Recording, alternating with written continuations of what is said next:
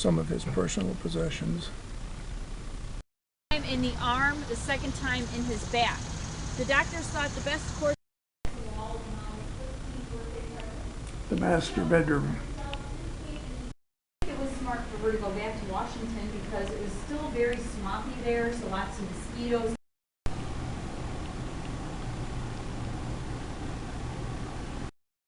We're in the village of Milan, Ohio, the birthplace of Thomas Edison. He lived here until he was about 7. All brick home designed by his father. He lived here until he was 7 years of age when they moved to Michigan. We're about a mile from the Walmart that we stayed at last night after yesterday's storm. If you look carefully, you can see this normally placid river has overflown its banks on the far side.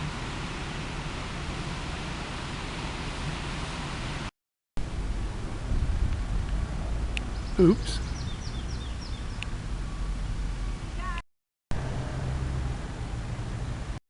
We're in Fremont, Ohio at the Museum and Library of President Rutherford B. Hayes. His home is nearby. Both unfortunately are closed because of the power outages.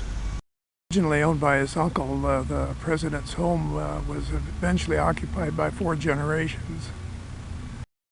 We're behind the powerless Walmart. We stopped here in Bucyrus, Ohio, if I pronounced that right, to see a coppersmith at work, but he was gone today. I see their city hall has got a copper dome on it.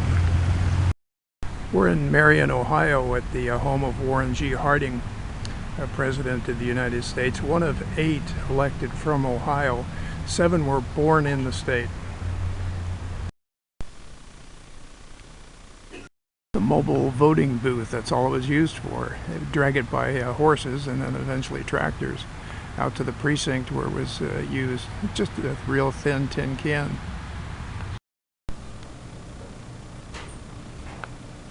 This is his front porch in Marion. He conducted a front porch campaign.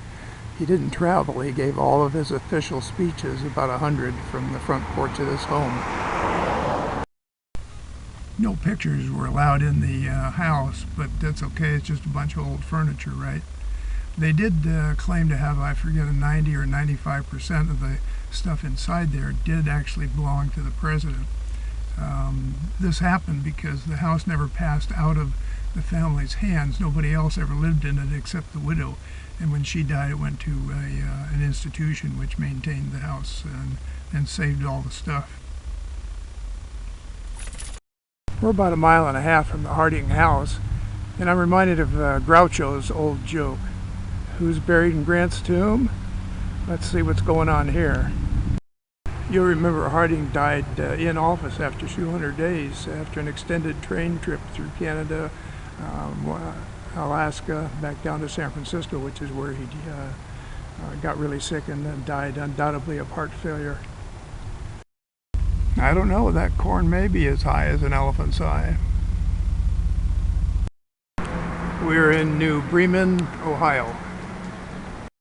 And this 1889 bicycle has got a real heavy-duty chain on it.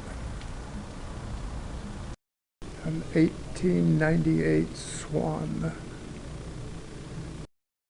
A modern-day pedicab.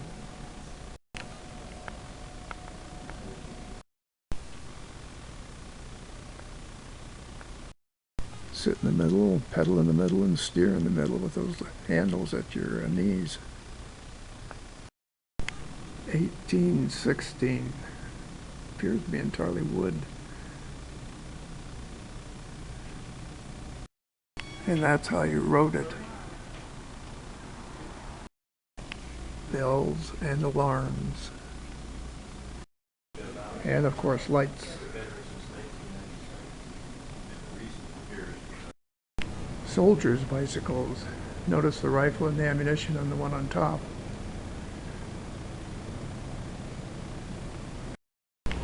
Custom-made bicycles made in Minnesota by calling themselves Rolling Art. With gasoline engines, very crude ones to very sophisticated. And the Ellsworth bicycle. 300 on display, 900 in the back. One of the bicycles ridden by the Chinese military police in the closing ceremonies of the Olympics. It's really a pedal car. Bet you didn't know that Harley Davidson started out making bicycles. Look at the size of that front sprocket.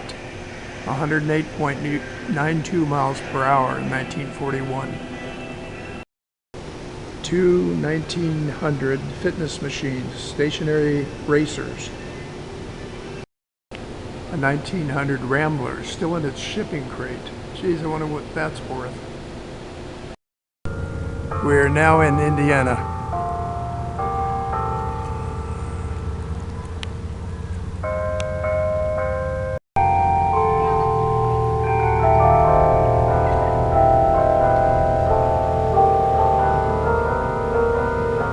Bern was settled by Mennonites from Switzerland. They had their first place of worship here. The architecture in the town still recognizes the Swiss heritage. And nearby they have a Swiss heritage village and museum. Unfortunately closed already. One of the major routes in and out of town, and it's been especially widened to handle the buggies that the Amish use. So they have a paved area on the side of the road.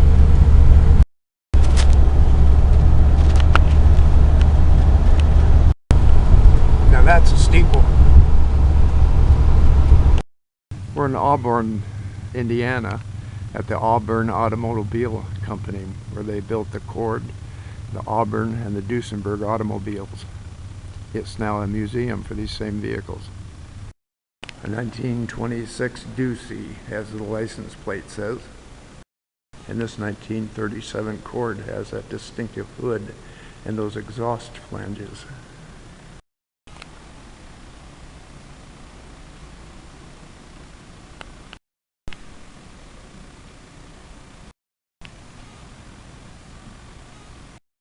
A 1929 Auburn. And a 1936 Auburn. 1925 Auburn, all original, including the paint. A 1936 Auburn could be a limousine, an ambulance, or a funeral car. A 1926 Cunningham.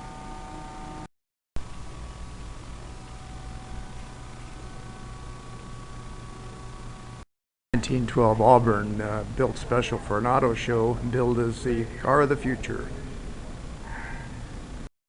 A 1948 Tasco racing car. 1979 Pooh rig. That's right, 79. And right next door is the National Automotive and Truck Museum. A 1950 Nash Healy, serial number 1. 55 Studebaker Wagoneer with a sliding roof. You may remember from previous videos that I drove one of these part-time in Amarillo, Texas. 225 mile per hour diesel truck. I debate whether that's a truck. Tire blew, and that was the end of that. And the truck display.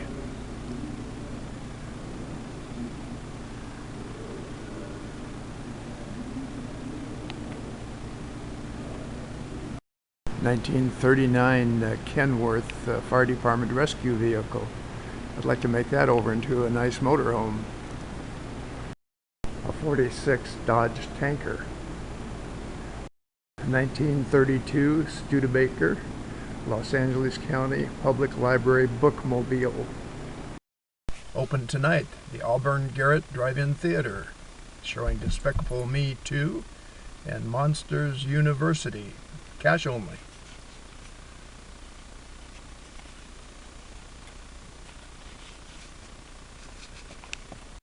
All the speakers are missing, but I remember at the end of the popular era they had gone to broadcasting over shortwave FM.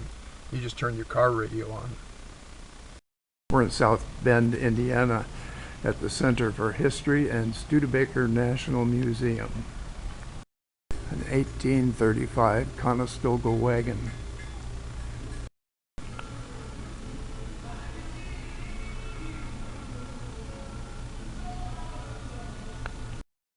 This is a 1909 backward-forward car called Peg.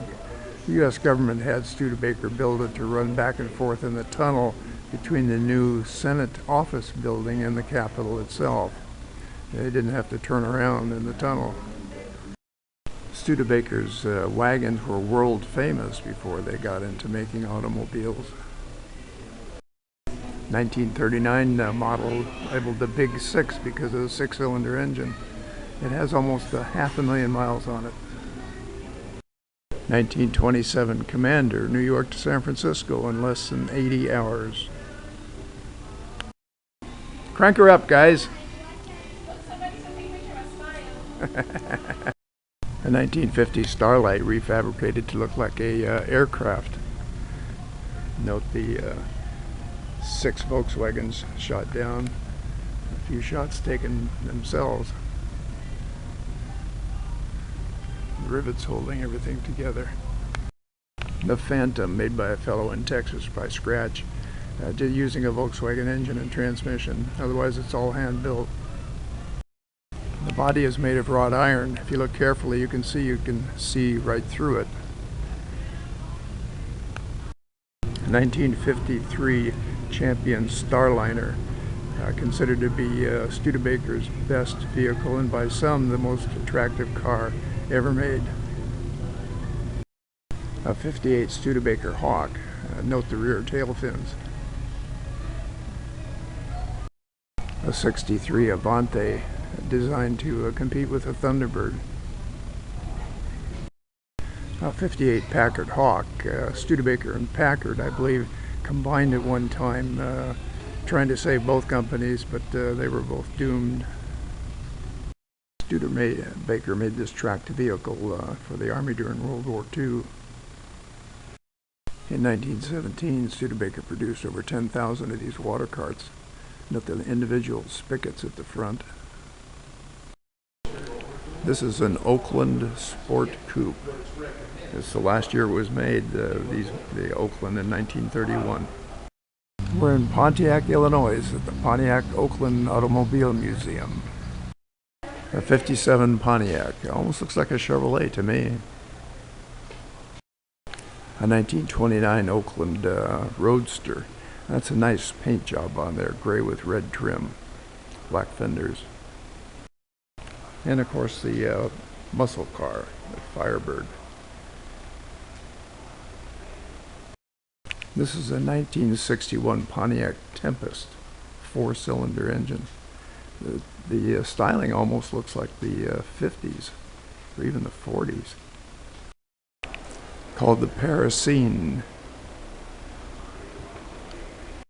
And of course the Bonneville. Look inside at the chrome on that dashboard. And yeah, Benji's been allowed inside. You remember Tinker Toys? About Lincoln Logs. Monopoly. The erector set and Cootie.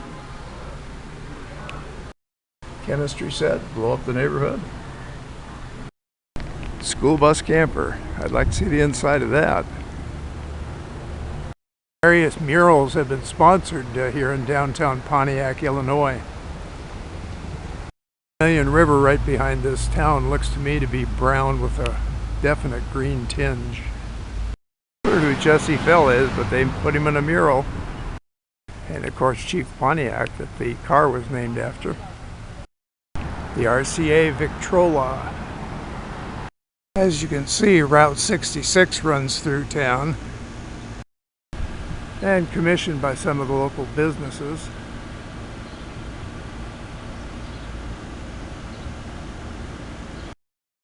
Must have been a hotel at one time. And the candy shop.